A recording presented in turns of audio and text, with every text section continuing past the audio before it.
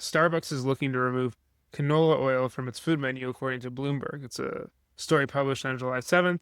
And basically, the article shares that Starbucks is looking at how to remove canola oil from its food lineup in the U.S. They're considering making their egg white and roasted red pepper bites without canola oil, and they are also going to add a new egg white to its menu that is made with avocado oil instead.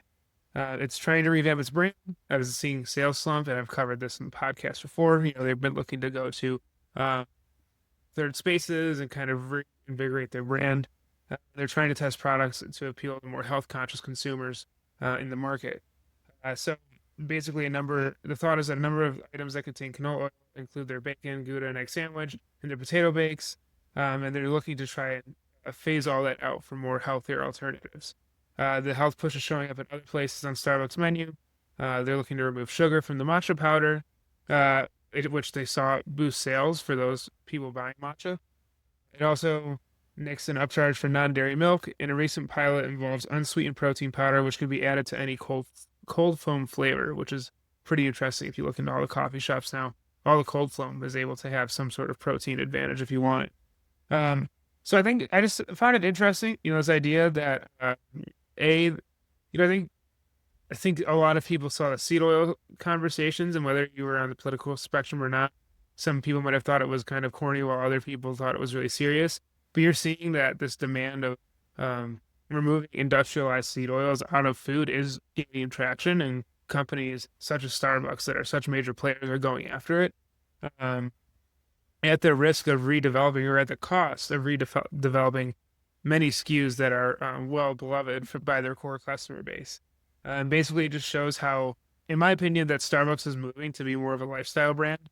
Third spaces, healthier options, getting away from canola oil, and I find it very interesting. I think if you would have asked anyone in cooking the last 20 years, there was definitely a health push. But I think with also the introduction of GLP-1 with consumers, I talked about the brand on the podcast last week, the brand Nissan, the famous makers of ramen, offering Kaizen, which is a GLP-1 focused nutrition uh, frozen meal brand. Like this idea of these large brands really pushing for health conscious foods, I find very interesting. It just shows like how important I think GLP-1 consumers and health conscious consumers are to restaurants right now. Your thoughts?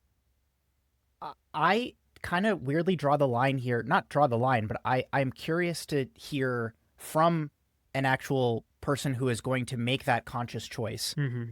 If they're saying it's health related or if it's almost weirdly based out of fear. I think in this world of being TikTokified with, you see Bobby walking around Costco and saying, don't buy this instead.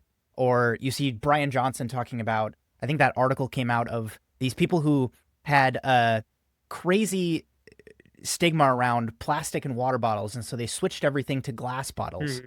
And then someone decided, let's test the glass bottled water for how many microplastics are in that. Yeah. And then it turns out that the glass bottled water had a ton of microplastics in it. Yeah. And so it's this funny thing where people weirdly are in this world of going to the nittiest, grittiest of modifications, where if we were to actually plot out the amount of quote unquote fat in something like avocado oil versus canola oil, the seed oil thing, I think, is like a delineation from the genre or where the product is coming from. Is it coming from seeds or is it not? But if we're actually talking about like, how does this affect the actual macronutrient that's going into your body? It's kind of quote unquote the same. Yeah. And so like you're still ingesting fat regardless of if it's coming from avocados or from rapeseed oil or wherever it happens to come from. And so that is an interesting thing where it's yes, we're saying it's health conscious, but it's kind of not, from the sense of what your nutritionist might normally tell you. You need to be on a low fat diet or you need to be on a low carb diet. It's carbs are okay as long as they're not blank, or fat is fine as long as you make sure to avoid XYZ thing. Yeah. And so it's almost a step beyond being health conscious. And sometimes I see it in certain people in my life who are just very anti any of these things. And it gets to the point of paranoia. I don't know if you've noticed that as well. Yeah, it's a fine line, and I think it comes from a lack of understanding or education on these. Like, I personally do. If you look at it, like, yeah, avocado oil, olive oil, there are some benefits to how they're processed, obviously, but I still use canola oil when sometimes, and I know it's used in So restaurant cooking, and it's not some like be all end all villain. I think like a big part of what people don't realize is no matter what fat you use, it's often the fat content or how much fat you're eating that's actually going to really harm you. So, yeah, I worry that the paranoia piece is something that drives decision making.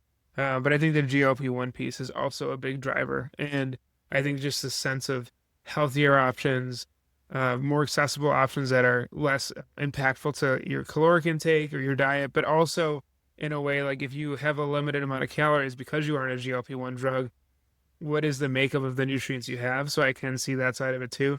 But yeah, I do think paranoia does drive a lot of this, or at least, if not misinformation, uneducation or miseducation from the consumer on their end. But I do agree with that. well, it does turn into something where somebody says you and I are gonna go for coffee somewhere, and you're Mm. asking me, and I happen to be someone who is super anti canola oil at the moment, and you say, "Hey, Justin, should we meet at Starbucks?" And I'm gonna look and say, I looked at the nutrition label, and I'm gonna say, "Hey, I can't go here because there's no options for me." Yeah.